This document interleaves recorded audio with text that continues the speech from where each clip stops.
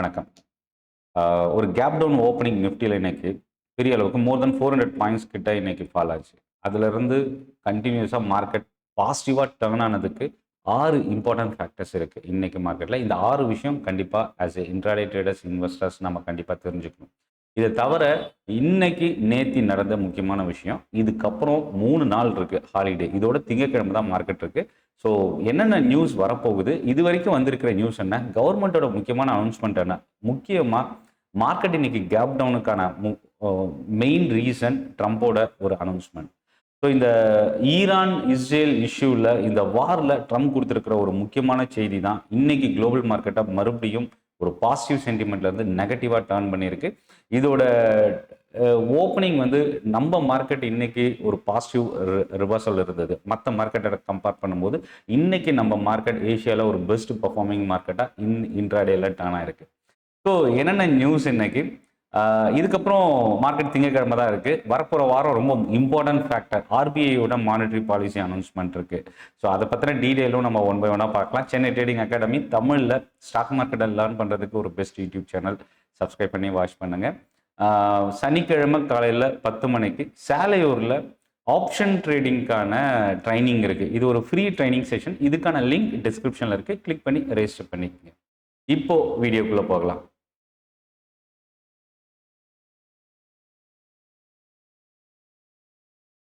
First விஷயம் என்னன்னா, ட்ரம்போட announcement.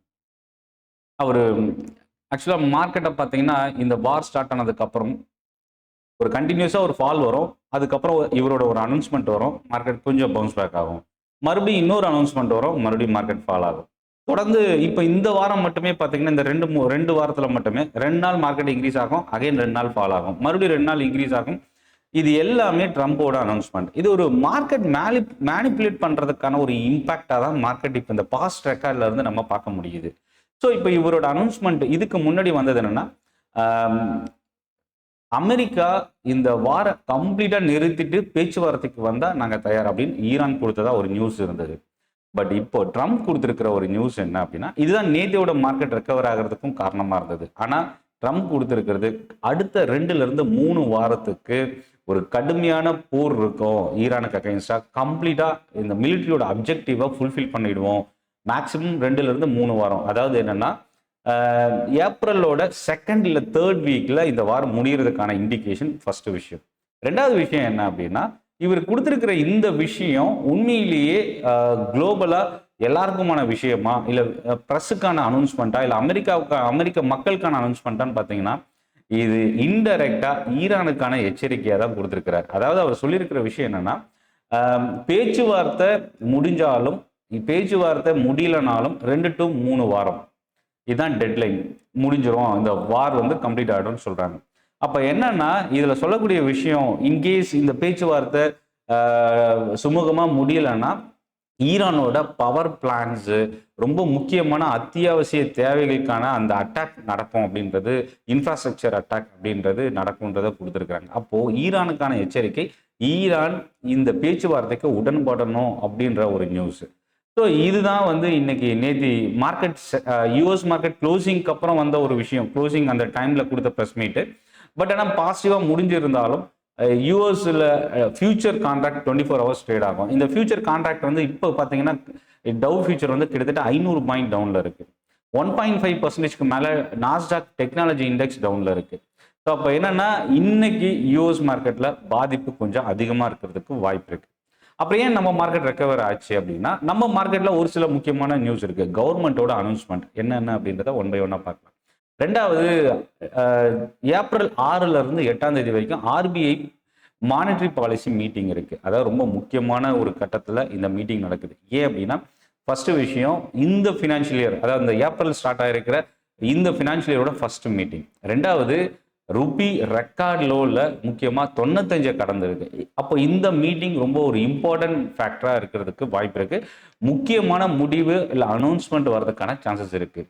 இது வந்து பார்த்தீங்கன்னா புதன்கிழமையில் வர்றதுக்கான வாய்ப்பு இருக்குது அடுத்த வாரம். அடுத்தது, ருப்பி இன்னைக்கு ஒரு ஸ்ட்ராங்கான ரெக்கவரி, கிட்டத்தட்ட ஒரு லார்ஜ் ரெக்கவரின்னு கூட சொல்லலாம். மோர் தென் 1 to 2% கிட்ட இன்னைக்கு ருப்பியில் ஒரு ரெக்கவரி இருந்தது. இது ஒரு முக்கியமான காரணம். மோர் தென் டே லோல இருந்து 400 பாயிண்ட்டுக்கு மேலே நிஃப்டி ரெக்கவர் ஆகிறதுக்கு. ஸோ இதெல்லாமே இம்பார்ட்டன்ஸ் நியூஸ் தான் மார்க்கெட்டில் நடந்திருக்கிறது. சரி, இப்போ நேத்தி ட்ரம்ப்போட அனௌன்ஸ்மெண்ட்டில் நம்ம ஒரு சில முக்கியமான விஷயம் கவனிக்கலாம். பிரண்ட் க்ரூட் 4% கிட்ட இன்க்ரீஸ் ஆச்சு. கோல்டு சில்வரில் ஒரு பெரிய ஃபால் இருந்தது நேற்று. இன்னைக்கு மார்னிங் நம்ம மார்க்கெட் ஓப்பன் ஆகிறதுக்கு முன்னாடி கிஃப்ட் நிஃப்டி கிட்டத்தட்ட 300 பாயிண்ட் டவுனில் இருந்தது. டவ் ஜோன்ஸ் ஃபியூச்சரும் இன்னைக்கு மார்னிங்லேருந்தே டவுனில் இருந்தது. இப்போ இது எல்லாமே வந்து ஒரு பக்கம் இருந்தாலும் நம்ம மார்க்கெட் ரெக்கவர் ஆனதுக்கு என்ன காரணம் அப்படின்றதையும், நம்ம டொமஸ்டிக் மார்க்கெட் மட்டும்தான், முக்கியமாக ஏஷியாவில் நம்ம மார்க்கெட் தான் இப்போ பாசிட்டிவாக டர்ன் ஆகி க்ளோஸ் ஆகிருக்கு. இன்னும் அதர் நியூஸ்லாம் என்னென்ன, நிறைய பாசிட்டிவ் நியூஸ் இருக்குது இன்னைக்கு நம்ம மார்க்கெட்டில். இதில் ஒன் பை ஒன்னாக நம்ம பார்க்கலாம். பிஸ்னஸ் அப்டேட் வந்து ஒவ்வொரு கம்பெனியாக கொடுக்க ஆரம்பிச்சிருக்கிறாங்க. அதாவது இந்த லாஸ்ட் குவார்ட்டர் ஜான்வரி 2026 மார்ச் 2026 வரைக்கும் கம்ப்ளீட் ஆகிடுச்சு. இப்போ ஏப்ரல் ஸ்டார்ட் ஆகிருக்கு. இப்போ என்னென்னா last quarter Q4 result IT companies வந்து இப்போ ஸ்டார்ட் ஆக போகுது. அது ஒரு விஷயம்.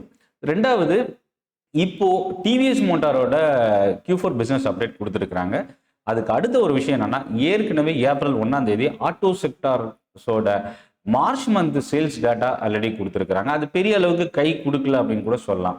ஸோ இப்போ இதெல்லாமே ஒரு இம்பார்ட்டன்ட் ஃபேக்டர்ஸ் அப்படின்னாலும், இன்னொரு பக்கம் வந்து பார்த்தீங்கன்னா ட்ராய் டெலகாம் டேட்டா இன்னைக்கு இல்லை பாரதி ஏர்டெலோட ஸ்ட்ராங்கான சப்ஸ்கிரைபர் டேட்டா ஒரு இம்பார்ட்டன்ட் ஃபேக்டர். 0.5% கிட்ட இன்னைக்கு பாசிட்டிவாக முடிஞ்சிருக்கு.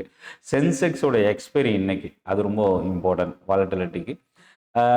இதில் ஐபிஓ லிஸ்டிங் ஸ்டாக்ஸ் இன்னைக்கு வந்து பார்த்தீங்கன்னா சாய் பேரண்ட்ரல் அப்படின்ற ஒரு கம்பெனி, பவரிக்கா, இந்த ஸ்டாக்ஸ்லாம் இன்னைக்கு, இந்த கம்பெனிஸ்லாம் இன்னைக்கு லிஸ்டிங்.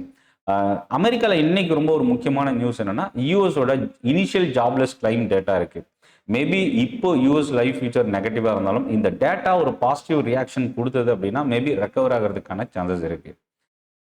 அடுத்தது, மார்க்கெட் ரெக்கவர் ஆனதுக்கு இன்னும் நிறைய காரணங்கள் நம்ம சொல்லலாம். டெக்னிக்கல் ரிவர்சல் வந்து ரொம்ப இம்பார்ட்டன்ட். ஷார்ட் கவரிங்கான ஒரு சான்சஸ் இருக்கு.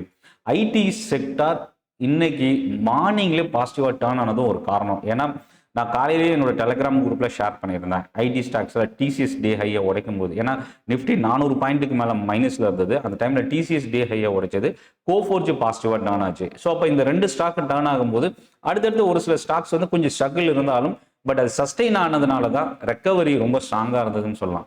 ஸோ அப்போ ஐடி செக்டாரோட ரெக்கவரி ஒரு இம்பார்ட்டன்ட் கீ பிளே மார்க்கெட் ரெக்கவரிக்கு. இன்னைக்கு ஆர்பிஐயோட ருப்பியோட ஒரு ஸ்ட்ராங்கான ரெக்கவரி இது வரைக்கும் மேபி எனக்கு தெரிஞ்சு இந்த 2026 இன்னைக்கு தான் ஒரு ஸ்ட்ராங்கான ரெக்கவரியா இருக்க வாய்ப்பு இருக்கு. அடுத்தது, ஷார்ட் பொசிஷன்ஸ் வந்து பார்த்தீங்கன்னா அன்வைண்டிங் வந்து ஒரு இம்பார்ட்டன்ட் ரீசன்.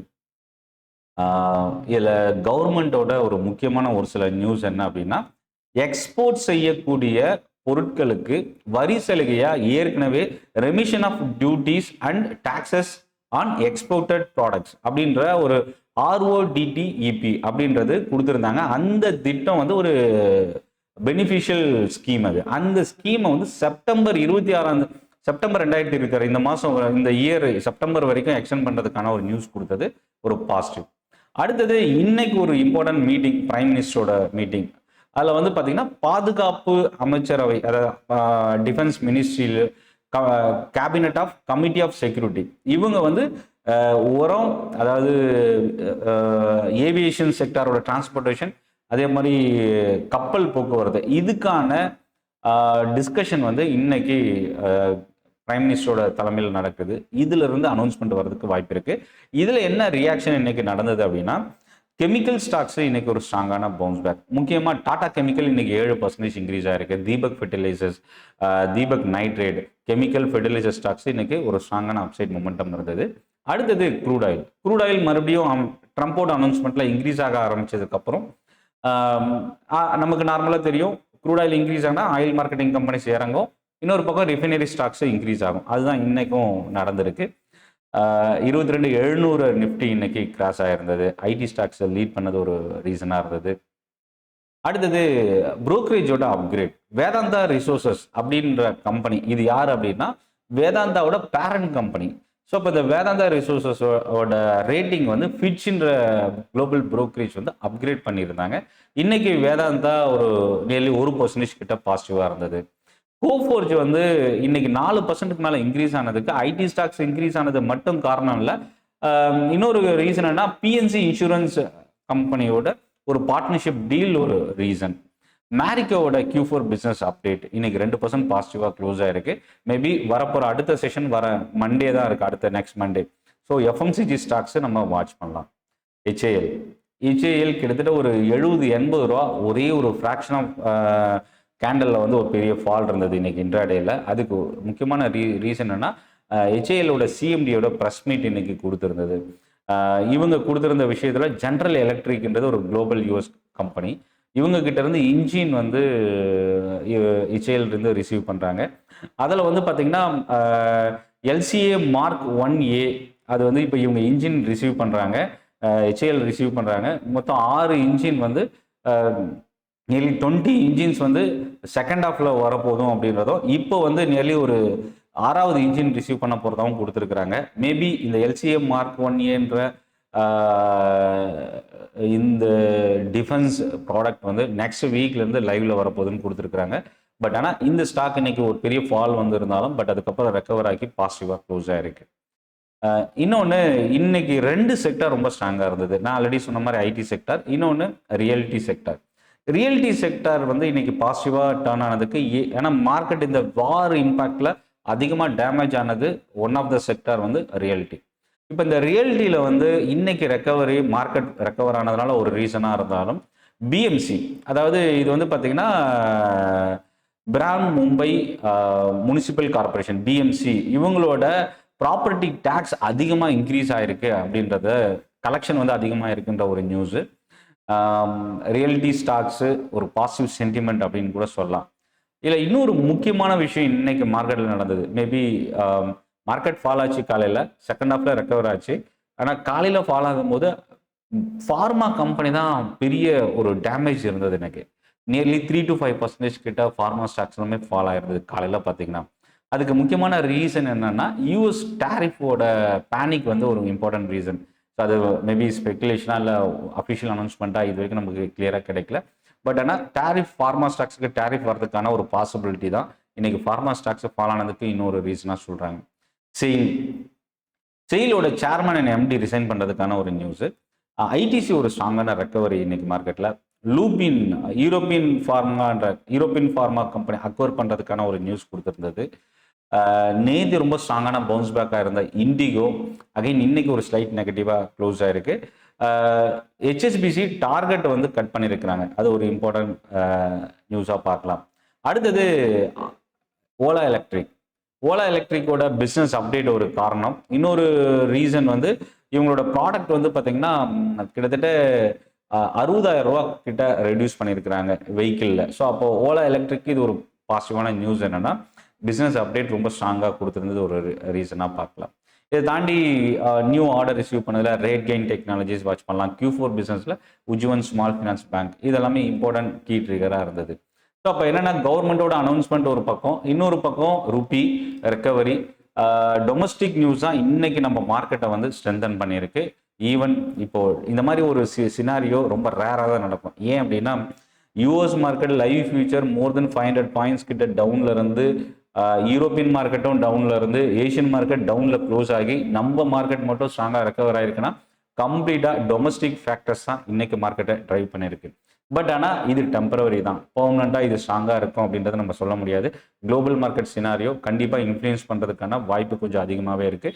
ரெண்டாவது 3 நாள் ஹாலிடே இருக்குது. ஸோ அதனால் மண்டே, வெள்ளி, சனி, ஞாயிறு இந்த 3 நாள் நடக்க போகிற இந்த ஈரான், இஸ்ரேல், யூஎஸோட இந்த நியூஸ் இம்பேக்ட் வந்து கண்டிப்பாக மண்டேல இருக்க வாய்ப்பு இருக்குது. அது மட்டும் இல்லை, ஆர்பிஐயோட மானிட்டரி பாலிசி மீட்டிங் 6ஆம் தேதியிலிருந்து 8ஆம் தேதி வரைக்கும் நடக்குது. 8ஆம் தேதி அனௌன்ஸ்மெண்ட் வரதுக்கு, அதாவது அடுத்த வாரம் புதன்கிழமை வரதுக்கான சான்சஸ் இருக்குது. ஸோ எல்லாமே இம்பார்ட்டன்ட் ஃபேக்டராக பார்க்கலாம். இந்த வீடியோ பற்றின உங்களோட ஃபீட்பேக் கமெண்ட்டில் போஸ்ட் பண்ணுங்கள். சென்னை ட்ரேடிங் அகாடமி சப்ஸ்கிரைப் பண்ணி வாட்ச் பண்ணுங்கள், சப்போர்ட் பண்ணுங்கள். நீங்கள் ஸ்டாக் மார்க்கெட்டை day to day updates receive பண்ணலாம், மார்க்கெட்டை ஈஸியாக லேர்ன் பண்ணுறதுக்கு யூஸ் பண்ணலாம். ஏப்ரல் 4, அதாவது சனிக்கிழமை காலையில் 10 மணிக்கு ஆப்ஷன் ட்ரேடிங்கான ஒரு ஃப்ரீ ட்ரைனிங் செஷன் நடக்குது. சென்னை தாம்பரம்ல. இந்த ட்ரைனிங் செஷனுக்கான லிங்க் டிஸ்கிரிப்ஷனில் இருக்குது, கிளிக் பண்ணி ரெஜிஸ்டர் பண்ணிக்கங்க. மார்க்கெட் அப்டேட்ஸ், ஸ்டாக் நியூஸ் இதெல்லாமே நீங்கள் ரிசீவ் பண்ணணும் அப்படின்னா என்னோட டெலகிராம் குரூப்பை நீங்கள் ஜாயின் பண்ணிக்கங்க. நன்றி, வணக்கம்.